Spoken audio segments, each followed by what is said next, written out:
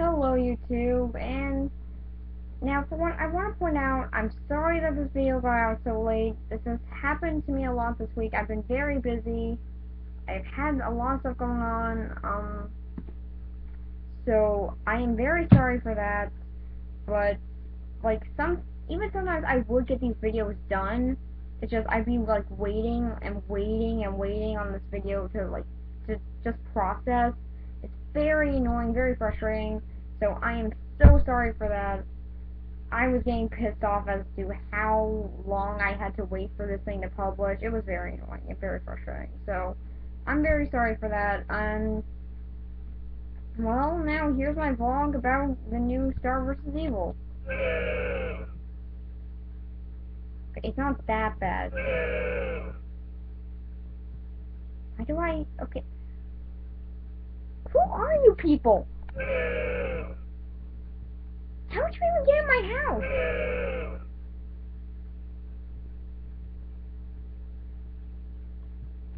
If I just say something random, are you just gonna respond with... Yeah, that's what I thought. Okay, so... Now we're going on to the very first episode in this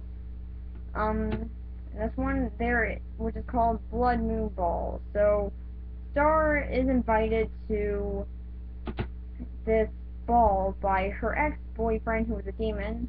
Okay.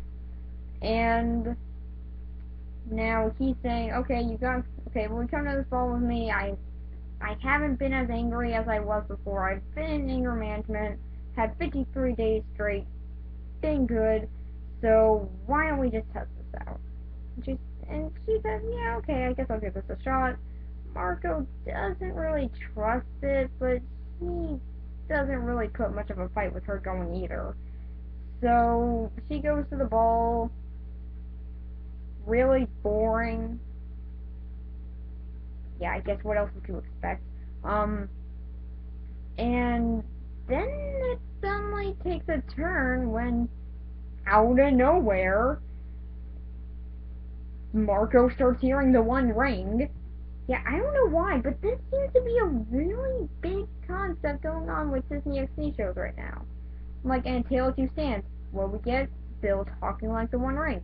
What we get here, some voice talking like the One Ring. Yeah, we never know who it is. It's just something talking like the One Ring. So it's really weird, but I guess that they just saw Lord of the Rings and they want to make that reference, which, yeah, I sort of did the same thing too. Which basically I'm doing the same thing right now because I just saw them recently, so. Yeah. Shut up. Okay, so now he enters in this ball, and somehow no one notices that he has flesh and is just wearing a mask. Even though this is like a gathering for demons, I have no idea how they didn't notice this. And, in a really, really good use of animation. I mean, I just really want to talk about this one little moment. It's where Marco reveals himself to Star during this weird moon ceremony that apparently whenever they dance with one another, like, the moon will shine on them, and apparently their souls will be joined together. So that's basically what I got from it. Now, of course, Tom wanted to have this dance with Star because apparently he wanted that. Okay. Kind of creepy, but okay. And what happens is, of course, Marco gets in the middle of it, and then in this really good reveal scene, like, he just says, hey, Star, it's me, Marco, and then, like, the animation here is so sharp, it's so on point, it's so quick, and it's so beautifully drawn. Like, every single frame is so beautiful with its color palette, and it really just tries to make it look like you're just an observer in this whole entire scene. I just had to say, that was a great shot. Really, just watch this episode just for that shot. And basically, that shot is where this episode starts getting a little bit better, because then we get Tom getting very angry. Star somehow freezes him. Yeah, I know she used her wand, but really, how did she freeze him? It causes fire everywhere. How does that ice not melt? Then she changes his pin that said 53 days anger free to 0 days anger free because now he has not gone without anger. So then they get back, and then she's in actually a really nice scene. We just see Star and Marco just talking on her balcony, where she says that she doesn't want Marco to be as protective of her as he's been lately. Apparently, he's been very protective, which makes sense. I mean, it's a princess from another dimension. Wouldn't you want to protect that? And they and she says that she wants him to be more of a friend first and then a hero to someone who she fights alongside. And that's actually where a really good scene comes in. It's sort of like the monster arm and the very first episode emotional moment where they're just like, okay, we just want you to get what's going on here. It's sort of like that. And it's actually a really good scene. And apparently from dancing, their souls are now joined together, but only temporarily because, yeah, it disappears in like 30 seconds. So it was kind of pointless to even have it at all. But it still required some nice jokes. And now on to episode 2 in it. Okay, so in episode 2, it's called Fortune Cookie, which is where Star and Marco are beating up all their enemies like they normally do. And then they win again.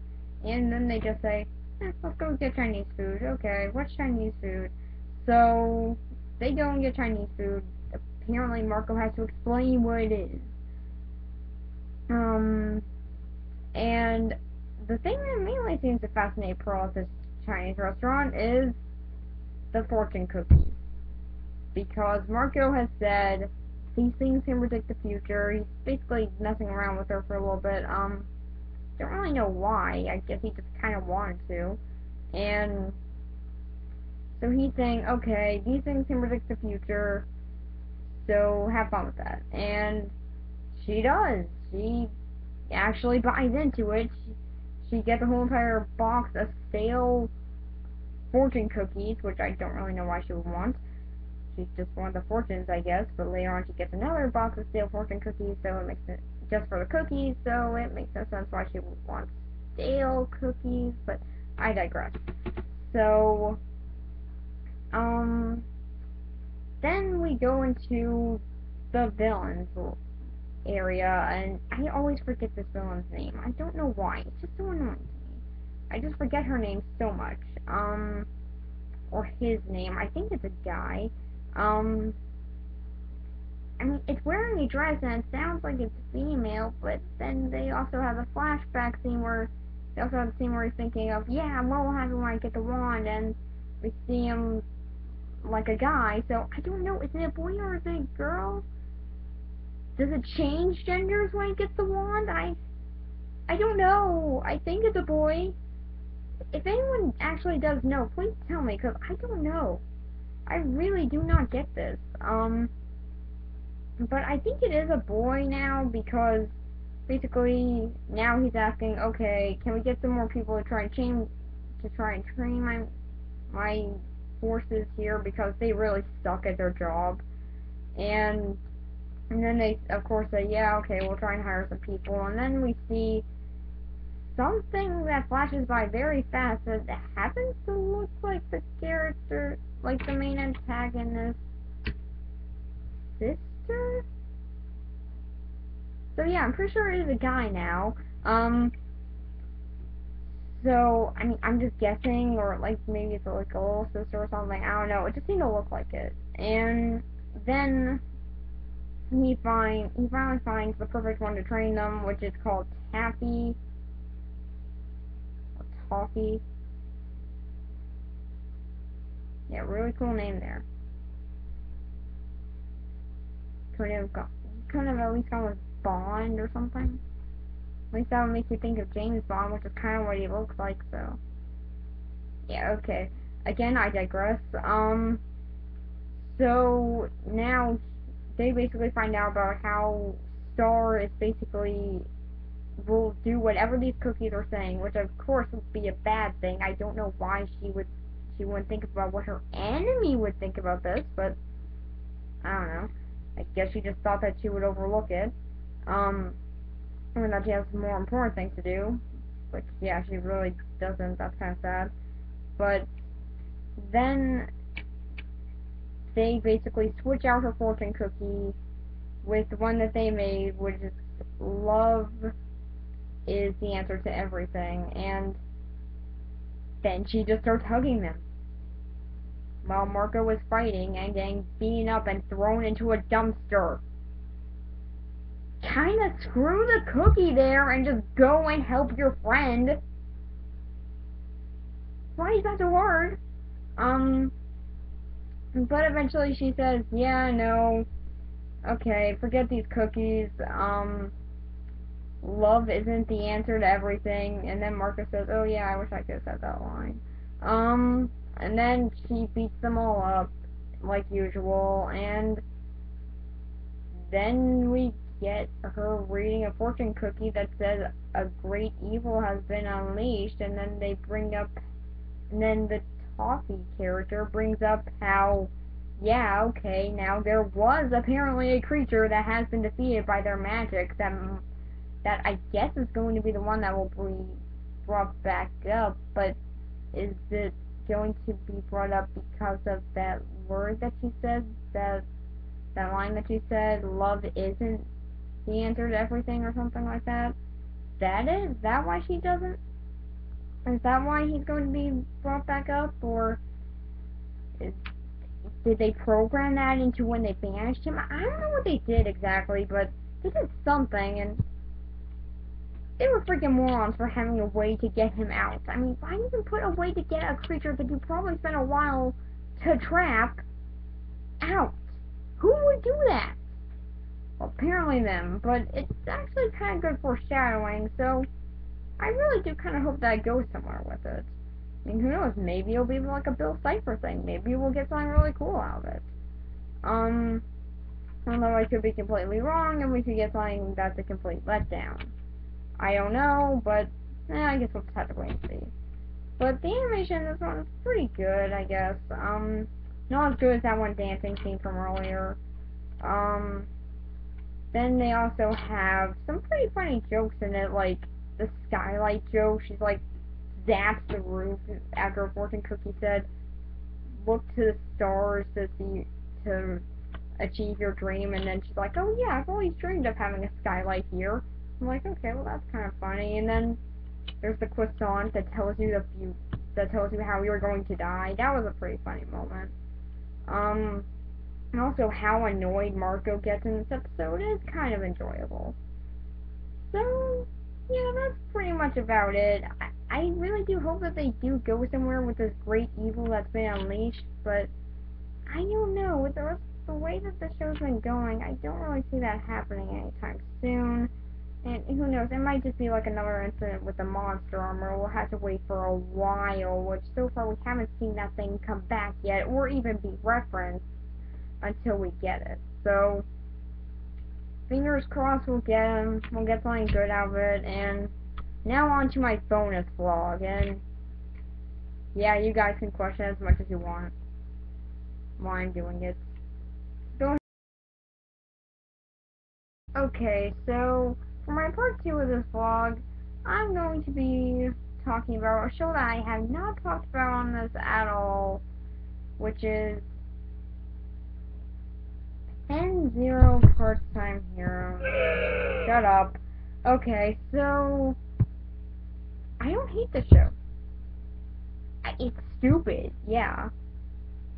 Most, if not, yeah, just most, of the episodes are horrible. I mean, horrible episodes. Really. There are only like a select few that are good. Give me time for thunder. But the reason why I decided to do a vlog on this today is because there was actually a good episode here. And it came out at the same night as Star vs. Evil, so I really want to talk about this one But first, of course, I gotta talk about the episode that comes on before it. Shut up! What? How did you guys even get in my house? Okay. So, basically, in this one, there's not much to it, aside from they're dragons. That's it. They are just dragons in this episode. And it is one of those really bad episodes. I mean, this one is just awful. Aside from a few select jokes, 3, in fact, that are kinda, if not are pretty funny. Which one is where, one of the characters, who apparently was supposed to be this character that's really cool, has birds flying out of his hair for some reason. Everyone thought that was so cool on the show for no reason. And then the main character just says, why does everyone like this? What is so cool about having live birds in your hair? That's very unsanitary. And he's right. That's actually what I was thinking there. Like, why is that so good? He has live birds in his hair. What is so good about that? And then they have another one where, one of the characters just threw a dart, and then you just hear someone in the background saying, my eye!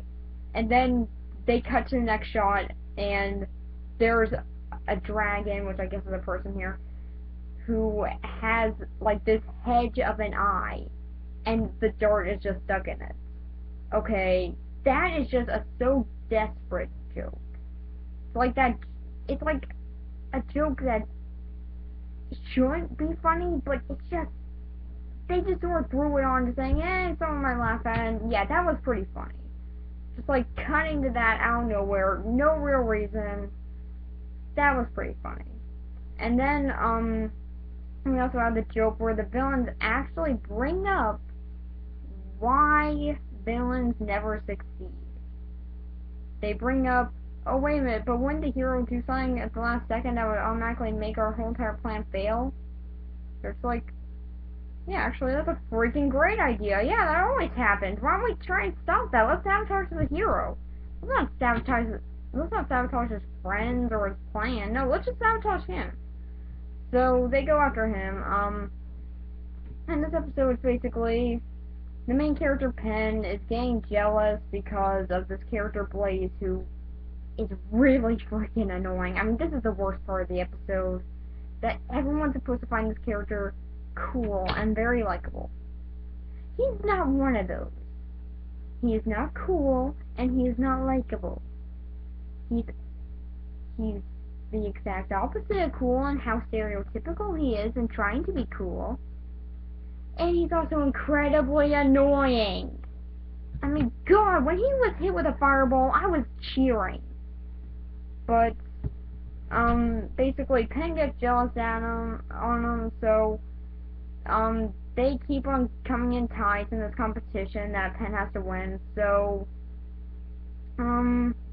this night, this karaoke thing, which apparently, yeah, dragons have karaoke. I don't know why, but that needs to be brought up in How to Train Your Dragon for somehow, that needs to be in How to Train Your Dragon 3.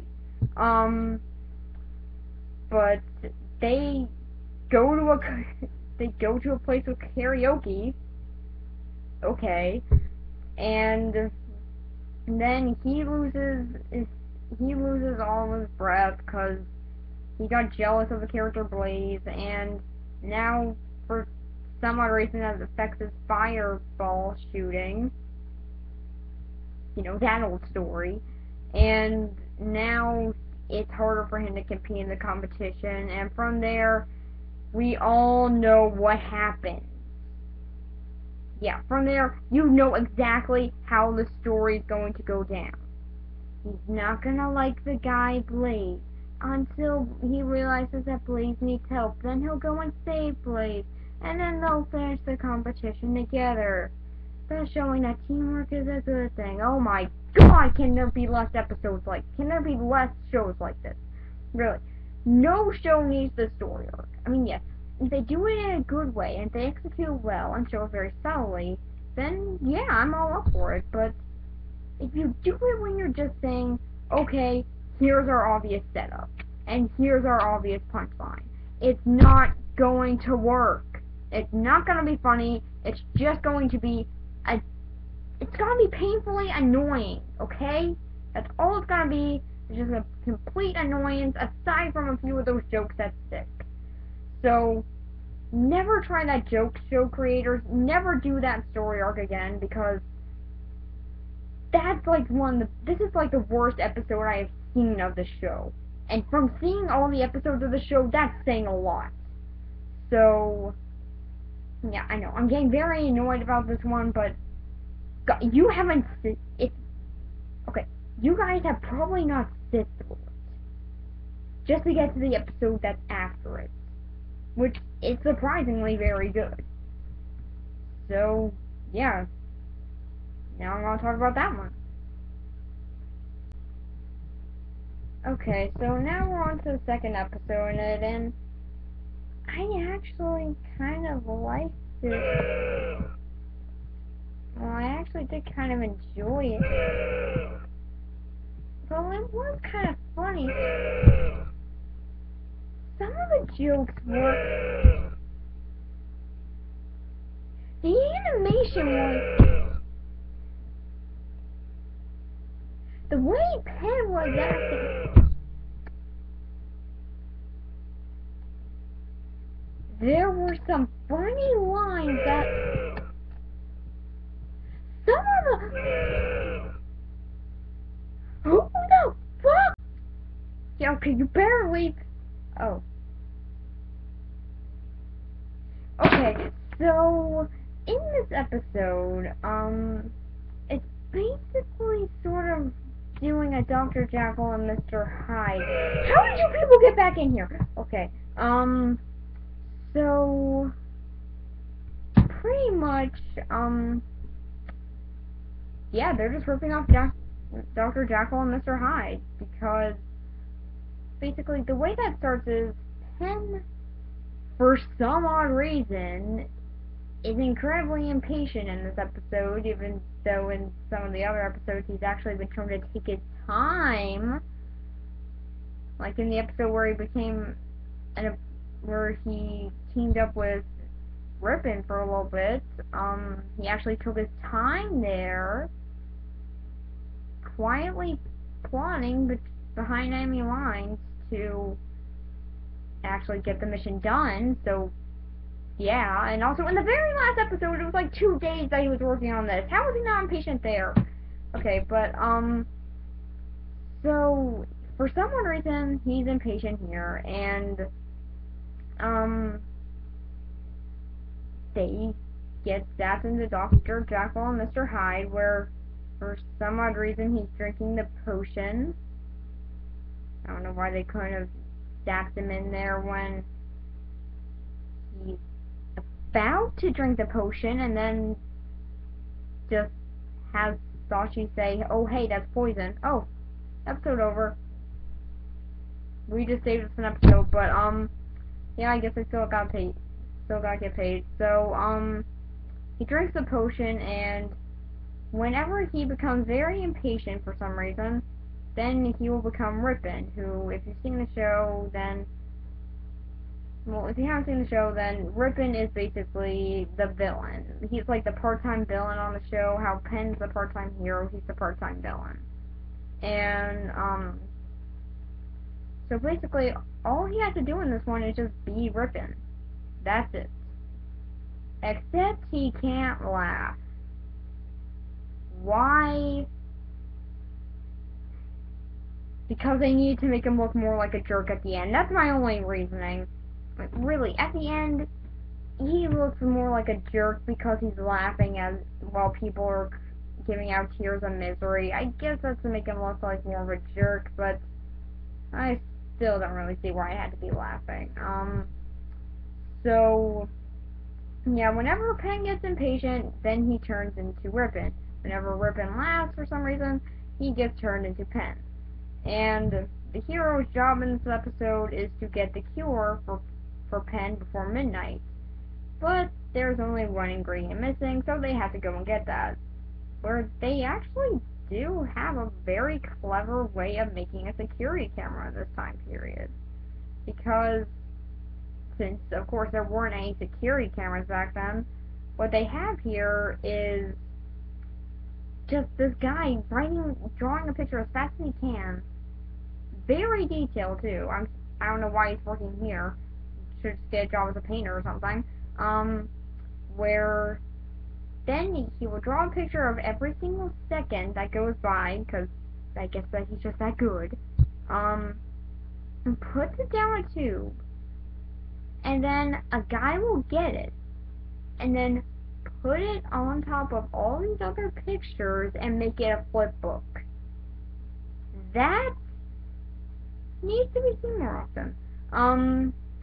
I just really thought I would acknowledge how clever that is, because that was pretty clever. I mean, I haven't really seen anyone actually try and do something like that, so it was pretty cool. But then there's also the villains who, in this episode, are trying to create more of the serum and trying to get more people to drink it, so then they will be more Dr. Jekyll and Mr. Hyde running around, and then the villains will win. So that's basically their story arc going on here. But none of those are remembered in this episode. The thing that makes this episode good is its humor. Why? Well, I think it's more you have to see the episode to actually get why it's so funny, because you're definitely not gonna get it from me improvising it or anything. But basically, their humor is spot on with what needs to happen in this. And I think that this one was actually supposed to be included with the pilot, because the pilot was actually pretty good too. And this one was probably just as good as the pilot, if not better. Which, just so you know, we're seeing a lot with this show. It's a really fast show, usually. But I keep on hoping there'll be another episode like the pilot, so that's why I keep on watching, and I finally got one with this episode. Sure, it doesn't have a half-an-hour block, but I don't really think it needed it. But again, the thing that steals the show is the humor. It's so fast-paced. The animation is timed perfectly to the voice actors. Like, every single frame in this animation in this episode it's just really good. I mean, especially in the scenes where Pen is starting to get annoyed. Then he just looks so annoyed. They knew how to capture that, and I just gotta say thumbs up to you guys, because you guys did great. The voice actor does a great job, and the storyline that they have here, they need to do some more if they can. Like, they need to try this again, because this was a really good storyline, and I wouldn't mind seeing it again. Maybe not the exact storyline, but I don't know, something similar. But that's all I gotta say. If another episode like this one comes up on Pen Zero, then I will talk about it some more, because, yeah, I mean, the good episodes are really good. So, yeah, that's all I gotta say, and bye.